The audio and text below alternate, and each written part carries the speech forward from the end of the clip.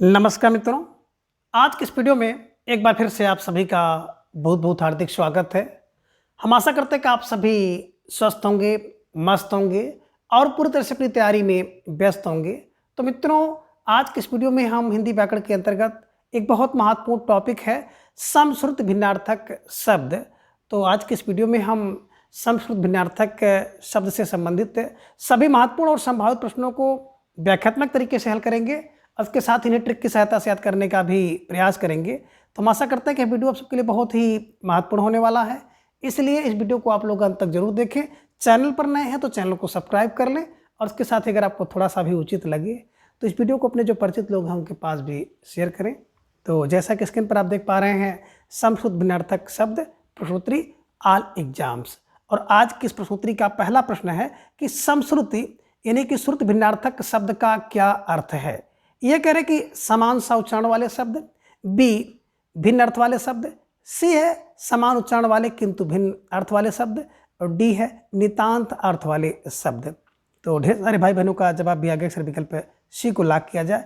विकल्प सी समान उच्चारण वाले किंतु भिन्न अर्थ वाले शब्द इज राइट आंसर, है ना। देखिए मित्रों, बात करें समश्रुत भिन्नार्थक का मतलब होता है समश्रुत माने सुनने में तो समान है लेकिन भिन्न अर्थ होता है, अलग अर्थ होता है, दूसरा अर्थ होता है, तो उसे समश्रुति शब्द कहते हैं। ये ध्यान में आप रख लीजिएगा और स्टार लगाकर इसे अपनी नोटबुक में दर्ज कर लीजिएगा, ठीक है। चलिए, अब संख्या 2 है कि आकुल और आकुल युग्म शब्द का अर्थ है। आकुल और आकुल युग्म शब्द का अर्थ है, ये कह रहे कि व्याकुल और कुल रहित होगा, बी कुल रहित और व्याकुल होगा, सी व्याकुल और आकुल होगा, डी आकार और निराकार होगा।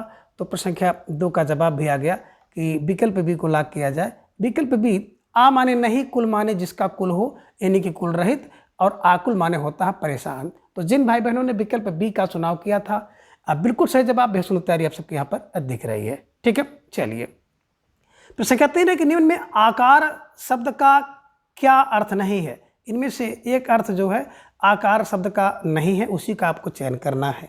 ये खजाना, बी खान, सी रूप, डी ना करने योग्य। तो ढेर सारे भाई बहनों का जवाब भी आ गया, फिर विकल्प डी को लॉक किया जाए। विकल्प डी ना करने योग्य इज राइट आंसर, है ना। देखिए, आकार माने खजाना होता है, आकार माने खान होता है, आकार माने रूप होता है, लेकिन ना करने योग्य इसका अर्थ नहीं होता है। आकार्य होता तो उसका अर्थ हो जाता कि ना करने योग्य। विकल्प डी सही था, ठीक है। चलिए, अब संख्या 4 है कि निम्न को सही क्रम में मिलान करें। तो इस एक तरफ देख रहे हैं सूची 1 और दूसरी तरफ सूची 2 है, उसी को आपको मिलान करना है। और नीचे इस पर आधारित एक आपको कूट भी दिखाई देगा, तो उस कूट का आपको जवाब भी देना होगा। प्रश्न संख्या 4 आपकी स्क्रीन पर है, तो इसको थोड़ा सा ध्यान से आप लोग देख लीजिए। सूची 1 में आप देख रहे हैं कि ये एक के सामने अग और सामने मूर्ख है, अग सामने पाप है, अग सामने जाना संभव नहीं जहाँ, अगम सामने सूर्य, पहाड़ और अगम्य है। तो इसके हिसाब से आपको मिलाना है। बिल्कुल, देखिए, बात करें अग, तो अग का अर्थ होता है सूर्य, पहाड़ और अगम्य, है ना। 3 अर्थ होते हैं। तो ए का बिल्कुल 4 और ए का 4 आप देख रहे हैं कि सभी विकल्पों में ए का 4 दिख रहा है ना। दूसरा है अघ, अघ माने पाप होता है और इसका जब विलोम शब्द आप बनाते हैं तो कहते हैं अनघ, है ना। तो बी का 2 हो गया, बिल्कुल सही, 2 मिल गया। सी है अज्ञ, अज्ञ माने होता है बिल्कुल जो अज्ञ होता है, अज्ञ को आप कहते हैं, इसी अज्ञ से बनता है अज्ञानी, अज्ञ माने मूर्ख, तो सी का 1 हो गया। और अगम, आ माने नहीं, गम माने जहाँ जाना संभव हो, उसे कहते हैं आगम, है ना। तो जिन भाई बहनों ने विकल्प ये का चुनाव किया था, आप बिल्कुल सही जवाब, बेहद सुंदर तैयारी आप सबके यहाँ पर दिख रही है, निश्चित रूप से आप सब बधाई के पात्र हैं। तो अग का अर्थ सूर्य, पहाड़ और अगम हुआ, अग माने पाप, अग माने मूर्ख और अगम माने जहाँ जाना संभव नहीं है। ये ध्यान में आप रखिएगा, ठीक है। चलिए, अब संख्या 5 है कि आकृति और आकृति युग्म का सही अर्थ है। ये कह रहे हैं कि बनावट और बुरा कार्य, बी बुरा कार्य और बनावट, सी बनावट और आकार, डी है स्वरूप और बनावट। तो आपको जवाब देना है और ढेर सारे भाई बहनों का जवाब भी आ गया। आ माने नहीं, कृत माने करने योग्य हो यानी कि बुरा कार्य, और आकृत माने बनावट होता है। तो जिन भाई बहनों ने विकल्प बी का चुनाव किया था, अब बिल्कुल सही जवाब, ठीक है। चलिए, अब संख्या 6 है कि अकथ और अथक युग्म शब्द का क्या अर्थ है। अकथ और अथक एक दूसरे का क्या अर्थ है। ये कह रहे कि जिसके बारे में कहा ना जा सके ये अर्थ है। बी जो थके नहीं ये अर्थ है। सी ए और बी दोनों है, या डी है कथा और थका। तो ढेर सारे भाई बहनों का जवाब आ गया, फिर विकल्प सी को लॉक किया जाए, है ना। ए और बी दोनों इज राइट आंसर। आकथ, आ माने नहीं, कथ माने जिसके बारे में कहा जा सके। तो अकथ का अर्थ होगा जिसके बारे में ना कहा जा सके, और आथक, आ माने नहीं, थक माने थके, जो थके नहीं उसके लिए अथक का प्रयोग होता है। तो ये और बी दोनों विकल्प इज राइट आंसर। जिन भाई बहनों ने विकल्प सी का चुनाव किया था बिल्कुल सही जवाब है। ठीक है, चलिए अब प्रश्न के साथ है कि निम्न में से असंगत अर्थ वाला शब्द है। इनमें देखेंगे तो एक शब्द है जो कि उसका अर्थ सही नहीं है। ये अचिर, अचिर का अर्थ होता है शीघ्र या नवीन, यह संगत है।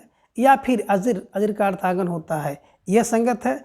सी कहने की अजर माने देवता या जो बूढ़ा ना हो, यह संगत है। या विकल्प डी अज, अज माने आजकल होता है, यह संगत है। तो आपको जवाब देना है, और ढेर सारे भाई बहनों का जवाब भी आ गया कि सर विकल्प डी को लॉक किया जाए, है ना। अज माने आजकल नहीं होता, बल्कि अज का मतलब होता है कि आजन्मा। अज को बकरा कहते हैं, अज को ब्रह्मा कहते हैं, और दशरथ के पिताजी का नाम भी अज था। तो ये ध्यान में रखना होगा। और जिन भाई बहनों ने विकल्प डी का चुनाव किया बिल्कुल सही जवाब, और बेहद सुंदर तैयारी आप सबके यहाँ पर दिख रही है। ठीक है, चलिए अब प्रश्न संख्या 8 है, निम्न को सही क्रम में मिलान करें। तो आपके सामने यहाँ पर दो सूची दिखाई दे रही है, सूची 1 और सूची 2। तो सूची 1 में आप शब्द देख रहे हैं और सूची 2 में उसके अर्थ को, और नीचे आपको एक कोट भी दिखाई दे रहा है, तो इसको मिलाना है ना। इनमें देख रहे हैं अम्ब, और अम्ब के सामने कमल है, अम्बू के सामने रोकने की कील है, अर्गला के सामने जल है, और अब्ज के सामने माता है। तो इसके हिसाब से देखेंगे तो सब लोग जान रहे हैं अम्ब, है ना, कहते हैं अम्बा, जय अम्बे गौरी। तो अम्बे अम्बा, अम्ब माने माता। तो एक आचार, और देखिए एक आचार सब जगह आपको दिख रहा है ना। दूसरा अम्बू माने जल होता है, और अम्बू जल हो गया बिल्कुल। तो 2 का 3 जहाँ मिल जाए उसके पास आइए, 1 का 4 और 2 का 3। ठीक है। अर्गला माने होता है रोकने की कील, जो दरवाजा होता है दरवाजे को रोकने की कील जो होती है उसी को अर्गला कहते हैं। और अप माने जल होता, और अब जो जल में जन्मे उसे कहते हैं कमल। तो बिल्कुल 4 3 2 1 इज राइट आंसर। जिन भाई बहनों ने विकल्प सी का चुनाव किया था अब बिल्कुल सही जवाब, बेहद सुंदर तैयारी आप सबके यहाँ पर दिख रही है। ठीक है, चलिए अब प्रश्न संख्या 9 है कि असंगत विकल्प का चयन करो। अब इनमें से कौन सा विकल्प असंगत है। ये कह रहे हैं कि अब्द का अर्थ होता है वर्ष, बी कह रहे हैं कि अमूल का अर्थ होता है जड़ वाला, सी अमूल्य का अनमोल, और डी है अब्ज का कमल। तो कौन इसमें असंगत है। और ढेर सारे भाई बहनों का जवाब भी आ गया कि सर विकल्प बी को लॉक किया जाए। अमूल, आ माने नहीं, मूल माने जड़ है जिसको, उसे कहते हैं अमूल। यानी कि जड़ वाला, बिना जड़ वाला होना था यहाँ पर, है ना, बिना जड़ वाला होना था, और यहाँ पे जड़ वाला हो गया, तो यही असंगत है। विकल्प बी जिन भाई बहनों ने चुनाव किया बिल्कुल सही जवाब, बेहद सुंदर तैयारी आप सबके यहाँ पर दिख रही है। ठीक है, चलिए प्रश्न संख्या 10 है कि अंगना और अंगना शब्द युग्म का अर्थ है। ये कह रहे हैं कि आंगन और स्त्री, बी आंगन और द्वार, सी पत्नी और आंगन, डी स्त्री और आंगन। अब आपको जवाब देना है, और ढेर सारे भाई बहनों का जवाब भी आ गया कि सर विकल्प डी को लॉक किया जाए। विकल्प डी अंगना, अंगना माने स्त्री, और अंगन, अंगना जो अंगना में आई बाहर, है ना, तो वो आंगन है, जो घर के अंदर का भाग होता है खुला हुआ, उसे आप आंगन कहते हैं। तो आंगन में देख लीजिएगा कि अनुसार, है ना, और विसर्ग यानी अनुसार, मानुसार, अनुनासिक है, इधर में रख लीजिएगा, अनुनासिक है, इधर में रखना है, और यहाँ पे अनुसार। तो अंगना स्त्री और आंगन, है ना, बिल्कुल आंगन के लिए है। विकल्प डी इज राइट आंसर। प्रश्न संख्या 11 है कि सूर्य एवं शिवार शब्द का अर्थ वाला युग्म है ना। यानी कि सूर्य एवं शिवार जिसे सत कहते हैं, इसी शिवार का एक अर्थ होता है सत का अर्थ वाला युग्म है। ये कह रहे हैं कि अर्क और अगध है, बी कह रहे हैं कि अर्क और अर्क है, सी कह रहे हैं कि अर्क और अर्क है, या डी अर्क और अंगद है। तो इसके हिसाब से आपको जवाब देना है, और सबका जवाब भी आ गया कि अर्क माने होता है सूर्य, अर्क माने सूर्य, और अर्क माने होता है शिवार, और उसी को सत कहते हैं। तो जिन भाई बहनों ने विकल्प सी का चुनाव किया था बिल्कुल सही जवाब, और बेहद सुंदर तैयारी आप सबके यहाँ पर दिख रही है। अब प्रश्न संख्या 12 है कि निम्न में से सही अर्थ वाला विकल्प है। इनमें से कौन सा एक विकल्प है जिसका सही अर्थ है। है ना, ये आपको ध्यान में रखना होगा। ये है आतर, आतर माने बिना तर का, ये सही है। बी कह रहे अंतर माने समानता, ये सही है। सी कह रहे अनंतर माने पहले, ये सही है। या डी कह रहे कि आतप माने धूप। तो आपको जवाब देना है और ढेर सारे भाई बहनों का जवाब आगे अक्सर विकल्प डी को लाग किया जाए। आतप माने धूप होता है, और अगर इसी पे अतप हो जाए तो आतप माने ठंडा हो जाएगा, ये ध्यान में रख लीजिएगा। बात करें अतर, अतर माने बिना तर का नहीं होता, बल्कि अतर का अर्थ होता इत्र, इत्र ध्यान में रख लीजिएगा। अंतर माने समानता नहीं होता, बल्कि फर्क या भेद होता है। और अनंतर माने जो आप देख रहे हैं पहले नहीं होता, बल्कि अनंतर माने होता है बाद में, यानी कि इसके बाद में, ये ध्यान में आपको रखना होगा। तो जिन भाई बहनों ने विकल्प डी का चुनाव किया था, अब विकल्प डी आतप माने धूप इज राइट आंसर। ठीक है, चलिए अब संख्या 13 है कि अचला और अचल शब्द युग्म का सही अर्थ है। ये कह रहे हैं कि पर्वत और पृथ्वी है। बी कह रहे हैं कि पृथ्वी और पर्वत है। सी पर्वत और स्थिर है। डी पृथ्वी और वसुधा है। तो आपको जवाब देना है और ढेर सारे भाई बहनों का जवाब आ गया कि अचला माने पृथ्वी होता है और अचल माने पर्वत होता है। तो विकल्प बी पृथ्वी और पर्वत इज राइट आंसर। ठीक है, चलिए प्रश्न संख्या 14 है कि अजा शब्द का सही अर्थ क्या है। अब अजा शब्द का सही अर्थ क्या है, ये कह रहे हैं कि ब्रह्मा है, बी बकरी है, सी आजा है और डी आज है। तो आप सब भाई बहनों का जवाब भी आना चाहिए और जवाब आया भी कि सर विकल्प बी को लाग किया जाए। अजा माने होता है बकरी, अज माने ब्रह्मा होता है, ये ध्यान में आपको रखना था। तो जिन भाई बहनों ने विकल्प बी का चुनाव किया था बिल्कुल सही जवाब और बेहद सुंदर तैयारी आप सबके यहाँ पर दिख रही है। निश्चित रूप से आप सब बधाई के पात्र हैं। अब प्रश्न संख्या 15 है कि निम्न को सही क्रम में मिलान करें, सूची 1 और सूची 2। तो सूची 1 में आप देख रहे हैं कुछ शब्द हैं और सूची 2 में कुछ उसके अर्थ हैं, उसी को आपको मिलाना है। और नीचे आपको एक कूट भी दिखाई दे रहा है, तो इस कूट के आधार पर आपको जवाब भी देना है ना। ये में देख रहे हैं कि अजय और सामने ना जीतने योग्य, बी में अजया जो जन्म ना ले, सी में है आजन्म भांग या बकरी और मांग या बकरी और डी में है आजन्मा अजन्म से। तो इसके हिसाब से अगर आप देखेंगे तो बिल्कुल जो आपका विकल्प बनेगा उस विकल्प का आपको चयन करना है कि कौन सा विकल्प जो है सही होगा। तो चलिए अब देखिए बात यहाँ पे करेंगे अजय। तो अजय का मतलब होता है आ माने नहीं, जय माने जीतने योग्य जो हो, तो ना जीतने योग्य यानी ए का एक तो हो ही गया।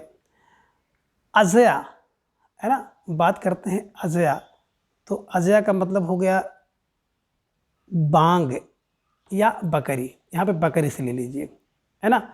आ जन्म मतलब जो जन्म ना ले और आ जन्मा माने जन्म से ही है ना। तो आपने यहाँ पर देखा कि 1 3 2 और 4 है ना, 1 3 2 और 4 यानी कि विकल्प सी 1 3 2 और 4, विकल्प सी इज राइट आंसर। जिन भाई बहनों ने विकल्प सी का चुनाव किया था बिल्कुल सही जवाब और बेहद सुंदर तैयारी आप सबके यहाँ पर दिख रही है। ठीक है, चलिए प्रश्न संख्या 16 है कि स्थान एवं धूपबत्ती वाला शब्द युग्म है, यानी कि स्थान एवं धूपबत्ती अर्थ वाला युग्म शब्द कौन सा है। ये कह रहे हैं कि अगर और अगार है, बी कह रहे हैं कि अगार और अगर है, सी कह रहे हैं कि आगार और आगर है और डी कह रहे हैं कि आगर और अगार है। तो इसके हिसाब से आपको जवाब देना है। ढेर सारे भाई बहनों का जवाब आगे अक्सर विकल्प भी को लाग किया जाए। अगार माने होता स्थान और अगर माने होता है ये धूप बत्ती, अगरबत्ती कहते हो ना, तो ये ध्यान में रखिएगा। अब जैसे आपने देखा होगा कि अगार शास्त्रागार शास्त्र का स्थान है, अन्नागार अन्न के लिए स्थान है ना। इसी तरह से आपने देखा होगा स्नानागार अन्नागार शास्त्रागार।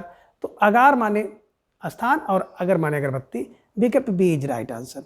ठीक है, चलिए प्रश्न संख्या 17 है कि निम्न में से सही विकल्प कौन सा है। अब इनमें से सही विकल्प कौन सा है, ये कह रहे हैं कि अच्छ माने धुरी, ये सही है। बी कह रहे हैं कि अच्छी माने आँख, ये सही है। और सी कह रहे हैं कि अच्छी माने आँख वाली, ये सही है। या डी उपयुक्त सभी। तो बिल्कुल सरकारी जवाब विकल्प डी इज राइट आंसर है ना। अच्छ माने धुरी, अच्छी माने आँख और अच्छी माने आँख वाली, तीनों सही है। ठीक है, चलिए अब प्रश्न संख्या 18 कि ना ढका हुआ किस शब्द का अर्थ है, यानी किस शब्द का अर्थ ना ढका हुआ होता है। ये कह रहे हैं कि अनावर्त का, बी अनावृत का, सी अनाचार का, डी अत्याचार का। तो प्रश्न संख्या 18 का जवाब भी आ गया कि अनावृत, अन धन आवृत, अन माने नहीं, जो आवृत माने ढका हो उसी को कहते हैं अनावृत। तो विकल्प बी इज राइट आंसर, है ना, बिल्कुल सही जवाब। प्रश्न संख्या 19 है कि अवन और आवन शब्द युग्म का सही अर्थ है, यानी कि अवन और आवन ये शब्द युग्म का सही अर्थ क्या होगा। तो ये कह रहे हैं कि रक्षा के सामने रक्षा और पृथ्वी होगा, बी कह रहे हैं कि पृथ्वी और बादल होगा, सी कह रहे हैं कि पृथ्वी और आकाश होगा, और डी कह रहे हैं कि पृथ्वी और रक्षा या प्रसन्नता। तो आपका जवाब आ गया कि डी को लॉक किया जाए। अवन माने होता है पृथ्वी और अवन माने होता है कि रक्षा और प्रसन्नता। ठीक है, चलिए। प्रश्न संख्या 20 है कि अपत्य और अपथ्य शब्द का क्या अर्थ है। विकल्प ये कह रहे हैं कि संतान और अयोग्य, बी कह रहे हैं कि अयोग्य और संतान, सी कह रहे हैं कि संतान और पुत्र, डी कह रहे हैं कि संतान और मार्ग। तो प्रश्न संख्या 20 का जवाब आ गया अपत्य माने होता है संतान और अपथ्य माने ये अयोग्य। तो विकल्प ये संतान और अयोग्य राइट आंसर, ये ध्यान में आप रखिएगा। ठीक है, चलिए। अब प्रश्न संख्या 21 है कि निम्न में से असंगत विकल्प कौन सा है। ये कह रहे हैं कि अपमान का अर्थ निरादर होता है, यह संगत है, या बी उपमान जिससे तुलना हो, यह संगत है, सी अनुसार चिन्ह ये असंगत है, डी अनुसार माने प्रतिकूल होता है, यह असंगत है। तो इसके हिसाब से आपको जवाब देना है। और ढेर सारे भाई बहनों का जवाब आ गया कि सर विकल्प डी को लॉक किया जाए। अनुसार का मतलब होता है अनुकूल, है ना, और यहाँ पे दिया है प्रतिकूल, तो यही असंगत है, यानी कि यही सही नहीं था, है ना। अपमान माने निरादर होता है, उपमान माने जिससे तुलना हो, और अनुसार माने अनुसार एक चिन्ह होता है, ये ध्यान में आप रखिएगा। ठीक है, चलिए। प्रश्न संख्या 22 है कि सूची 1 को सूची 2 के साथ मिलाना है। तो बिल्कुल सूची 1 में आप कुछ शब्द देख रहे हैं, सूची 2 में उसका अर्थ है, नीचे एक कूट है, उसके हिसाब से आपको जवाब देना है। ए में आप देख रहे हैं कि अमर्ष सामने आलोचना या प्रत्यालोचना, बी में है अमर्ष स्पर्श और संपर्क, सी में है अपलक, और अपलक का अर्थ हो गया टकटकी लगा कर देखना, अपलोक यानी कि अपवाद और बदनामी। तो इसके हिसाब से आपको मिलाना है। नीचे देखें आपको कोड दिखाई दे रहा है, तो इस कोड के हिसाब से आपको जवाब देना है। और ढेर सारे भाई बहनों का जवाब भी आ गया कि सर विकल्प जो है ना 1 2 3 4 इज राइट आंसर, यानी कि विकल्प बी में आप देखेंगे तो ए का 1, बी का 2, सी का 3, डी का 4, है ना। देखिए अवमर्श माने होता ही है आलोचना या प्रत्यालोचना। अवमर्श स्पर्श या संपर्क, आपलक आ माने नहीं, पलक माने पलक गिराए झपकाए, अगर कोई देख रहा है आपको तो उसका मतलब होता है टटकी लगाकर देखना, और अपलोक माने अपवाद या बदनामी होता है, ध्यान में रखिएगा। और विकल्प बी को हमेशा के लिए आप कंठस्थ कर लीजिएगा। ठीक है, चलिए। प्रश्न संख्या 23 है कि सही क्रम में सुमेलित कीजिए। तो आपको दिखाई दे रहा सूची 1 और सूची 2। तो सूची 1 में कुछ शब्द आपको दिखाई दे रहे हैं, सूची 2 में उसके अर्थ है। नीचे आपको एक कूट भी दिखाई देगा। विज्ञ के सामने अनजान है, अभिज्ञ के सामने विशेषज्ञ है, अनभिज्ञ के सामने मूर्ख है, और अभिज्ञ के सामने जानकार है। तो इसके हिसाब से आपको मिलाना है। और देखिए धीरे धीरे आपके सामने कूट भी आ रहा है, और एक कूट भी आप देख सकते हैं। तो इसी कूट के हिसाब से आपको जवाब देना है। तो थोड़ा सा सोच समझ कर आप जवाब दीजिएगा। बात करें ए, तो विज्ञ है ना, बिल्कुल विज्ञ का जो अर्थ होता है जानकार होता है, जानकार। तो आपने देखा एक का 4 और एक का 4 कई जगह आपको मिल रहा है, ठीक है ना। दूसरा अभिज्ञ, विज्ञ माने जानकार, अभिज्ञ माने मूर्ख होगा, तो ध्यान में रख लीजिएगा, अभिज्ञ माने मूर्ख। बी का 3, अब बी का 3 भी आपको मिल गया, ये ध्यान में रखिएगा। आगे है अनभिज्ञ, है ना, अनभिज्ञ माने अनजान, अन माने नहीं, भिज्ञ माने जो है अनजान हो गया। तो सी का ए हो गया, एक हो गया। और यहाँ पर देखिए आपको है अभिज्ञ माने विशेषज्ञ। तो विकल्प सी 4 3 1 2 इज राइट आंसर। जिन भाई बहनों ने बिल्कुल विकल्प सी का चुनाव किया था, बिल्कुल सही जवाब। और बेसुंद तैयारी आप सबके यहाँ पर दिख रही है। विज्ञ माने जानकार, अभिज्ञ माने मूर्ख, अनभिज्ञ माने अनजान, और अभिज्ञ माने विशेषज्ञ। ठीक है, चलिए। अब प्रश्न संख्या 24 है, असंगत विकल्प वाला शब्द कौन सा है, यानी कौन सा विकल्प है जिसका जो असंगत अर्थ है ना। ये कह रहे कि अभय, अभय माने डरपोक, बी अभय माने देवी आहड़, सी है उभय माने दोनों और अनुभव माने कार्य। तो आपका जवाब आ गया कि आ माने नहीं, भय माने जिसको हो। तो अभय माने डरपोक नहीं होता है, बल्कि अभय माने निडर होता है, निर्भीक होता है। ये आपको ध्यान में रखना था। आसान सा प्रश्न था, है ना, लेकिन हड़बड़ी में ऐसे प्रश्न भी गलत हो जाते हैं। ठीक है, चलिए। अब संख्या 25 है कि अनुभव और अभिनव शब्द का सही अर्थ है। ये कह रहे कि तजुर्बा और नया, बी कह रहे कि नया और तजुर्बा, सी कह रहे कि नया और पुराना, डी है कि अनुभव और कार्य। तो ढेर सारे भाई बहनों का जवाब है कि सर अनुभव माने होता है तजुर्बा और अभिनव माने होता है नया।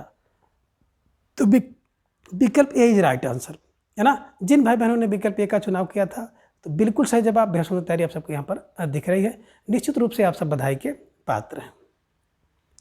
अब प्रश्न संख्या 26 है कि 80 और 80 शब्द युग्म का क्या अर्थ है। ये कह रहे हैं कि 80 और तलवार, बी कह रहे हैं एक संख्या और तलवार, सी कह रहे हैं तलवार और एक संख्या, और डी है ऐसा और रस्सी। तो आपका जवाब भी फौरन आ गया कि सर विकल्प सी को लॉक किया जाए। 80 माने तलवार होता है, 80 माने एक संख्या होता है, विकल्प सी। ठीक है, चलिए। अब प्रश्न संख्या 27 है कि अमित और अमित शब्द युग्म का सही अर्थ है ना। तो ये कह रहे हैं कि शत्रु और बहुत, बी है कि बहुत और शत्रु, सी है कि बहुत और मित्र, और डी है मित्र और बहुत। तो इसके हिसाब से देखेंगे तो अमित माने होता है बहुत और अमित माने होता है शत्रु, है ना। तो अमित आ माने नहीं, मित माने जिसकी माप तोल हो, यानी कि बहुत, और अमित आ माने नहीं, मित माने मित्र हो जो, तो मित्र नहीं है तो शत्रु होगा। ठीक है, चलिए। अब प्रश्न संख्या 28 है कि अंश और अंश, है ना, आपको जवाब देना। अंश और अंश शब्द युग्म का क्या अर्थ है। ये कह रहे हैं कि भाग यानी कि हिस्सा और कंधा होगा, बी रहे कंधा और हिस्सा या भाग होगा, सी है कि भाग और सौभाग होगा, डी कंधा और भाग का भाग होगा। तो अंश माने होता है भाग या हिस्सा और अंश माने होता है कंधा। तो विकल्प ये इज राइट आंसर, बिल्कुल सही जवाब। बेहद सुंदर तैयारी आप सबके यहाँ पर दिख रही है। निश्चित रूप से आप सब बधाई के पात्र हैं। अब प्रश्न संख्या 29 है कि निम्न में से कौन से सही विकल्प नहीं है। इनमें एक विकल्प सही नहीं है, उसी का जवाब आपको देना है। ये कह रहे हैं कि अवधूत का अर्थ होता है साधु और सन्यासी, ये सही नहीं है। बी कह रहे हैं कि अधूत माने निडर होता है, ये सही नहीं है। सी कह रहे आहार माने भोजन होता है, ये सही नहीं है। या आहार माने शिकार, ये सही नहीं है। तो बिल्कुल ढेर सारे भाई बहनों का जवाब आ गया सर विकल्प डी को लॉक किया जाए। आहार माने शिकार नहीं होता, बल्कि अहेर माने होता है शिकार, और अहेरी माने होता है शिकारी। तो ये आपको ध्यान में रखना था।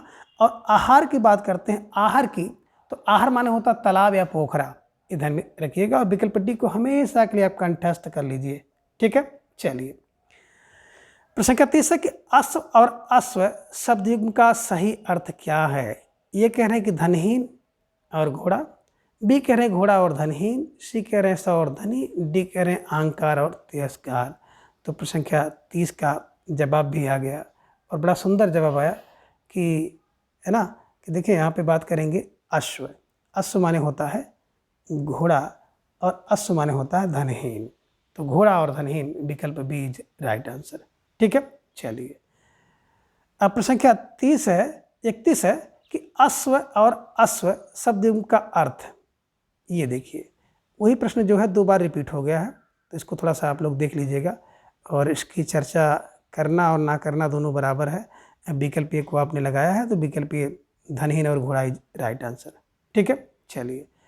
अब प्रश्न संख्या 32 है कि अहम और अहम शब्द युग्म का सही अर्थ होगा, है ना। एक देखिए अहम में हलंत है अहम, और दूसरा अहम शब्द युग्म का सही अर्थ होगा। ये कह रहे हैं कि महत्वपूर्ण और अहंकार होगा, बी है अहंकार और महत्वपूर्ण होगा, सी है मैं और तुम होगा, डी है तुम और मैं होगा।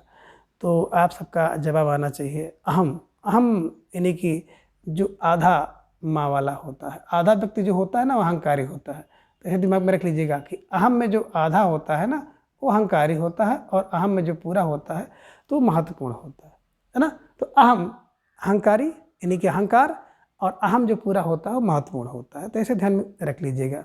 ठीक है, चलिए, अब प्रश्न संख्या 33 है कि अस्थि और अस्थि शब्द युग्म का अर्थ है। तो आपको जवाब देना है अस्थि और अस्थि शब्द का अर्थ क्या होगा। ये कह रहे हैं कि हड्डी और है, बी कह रहे हैं कि अस और अस्थि है, सी है कि है और हड्डी, डी है हड्डी और हाथ। तो इसके हिसाब से अगर देखेंगे अस्थि है ना, तो आपका जो जवाब होगा वो बिल्कुल सही होगा। अस्थि माने है, अस्थि माने है, तो ये है, और अस्थि माने हड्डी, इन्हीं की विकल्प सी इज राइट आंसर। ठीक है, चलिए, अब प्रश्न संख्या 34 है कि निम्न को सही क्रम में सुमेलित कीजिए, सूची 1 और सूची 2। सूची 1 में आपको कुछ शब्द दिखाई दे रहे हैं, सूची 2 में उसके अर्थ है, नीचे एक आपको कूट भी दिखाई दे रहा है, तो इस कूट के हिसाब से आपको जवाब देना है। ये में देख रहे हैं हस्ती है ना, तो हस्ती सामने अस्तित्व, हस्ती सामने हाथी, हस्त माने है और अस्त माने हाथ है। तो इसके हिसाब से अगर आप देखेंगे तो थोड़ा सा आपको इनमें सोच समझ कर जवाब देना होगा।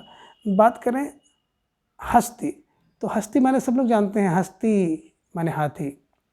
दूसरा हस्ती माने अस्तित्व है, हस्त माने हाथ है, अस्थि माने है। तो इसके हिसाब से देखेंगे तो ए का 2 और बी का 1, सी का 4, डी का 3, यानी कि विकल्प डी इज राइट आंसर। जिन भाई बहनों ने विकल्प डी का चुनाव किया था बिल्कुल सही जवाब, बेहद तैयारी आप सबके यहाँ पर दिख रही है, तो निश्चित रूप से आप सब बधाई के पात्र हैं। अब प्रश्न संख्या 35 है कि अभिसार और अभिसार शब्द का सही है ना। तो देखिए यहाँ पे अभिसार और अभिसार था, इसको पीछे से कर लीजिए है ना, अभिसार और अभिसार, ये ध्यान में रख लीजिएगा, ये शब्द है। तो बाद वाला जो शब्द है वो अभिसार है, ये ध्यान में रख लीजिएगा, ये त्रुटि हो गई है। शब्द का सही अर्थ है, ये कह रहे कि आक्रमण और प्रेमी से छिपकर मिलना, बी है प्रेमी से छिपकर मिलना और आक्रमण, सी कह रहे हैं प्रेमी और आक्रमण, और डी कह रहे हैं आक्रमण और प्रेमी। तो देखिए अभिसार है ना, अभिसार का मतलब ही होता है कि प्रेमी से छुपकर मिलना अभिसार कहलाता है, और अभिसार का मतलब होता है आक्रमण। विकल्प बी इज राइट आंसर। जिन भाई बहनों ने विकल्प बी का चुनाव किया था बिल्कुल सही जवाब, बेहद तैयारी आप सबके यहाँ पर दिख रही है, निश्चित रूप से आप सब बधाई के पात्र हैं। प्रश्न संख्या 36 है कि अवयव और अव्यय का सही अर्थ है। ये कह रहे हैं कि अंग और अभिकारी, वी कह रहे हैं कि अभिकारी और अंग, सी कह रहे हैं कि शरीर और खर्च, डी कह रहे हैं खर्च और शरीर।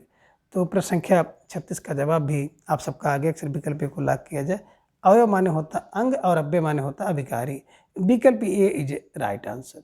ठीक है, चलिए, अब प्रश्न संख्या 37 है कि अमर्ष और अवमर्ष शब्द युग्म का सही अर्थ है। ये कह रहे हैं कि आलोचना और क्रोध होगा, बी कह रहे हैं कि क्रोध और आलोचना होगा, सी क्रोध और बैर होगा, डी शत्रु और बैर होगा।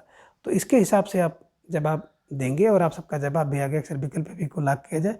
अमर्ष माने क्रोध होता है और अमर्ष माने आलोचना, तो क्रोध और आलोचना इज राइट आंसर। जिन भाई बहनों ने विकल्प बी का चुनाव किया था बिल्कुल सही जवाब, बेहद सुंदर तैयारी। प्रश्न संख्या 38 है कि आसर और आसार शब्द युग्म का अर्थ है।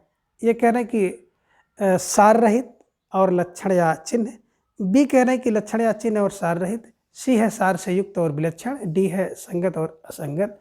तो 38 का जवाब भी आप सबने दे दिया कि सर विकल्प जो है ना ए को लाग किया जाए। सार, आ माने नहीं, सार माने जिसका सार हो उसे कहते हैं सार रहित, और आसार कहते हैं ना कि इसका आसार दिख रहा है, लक्षण या चिन्ह है ना।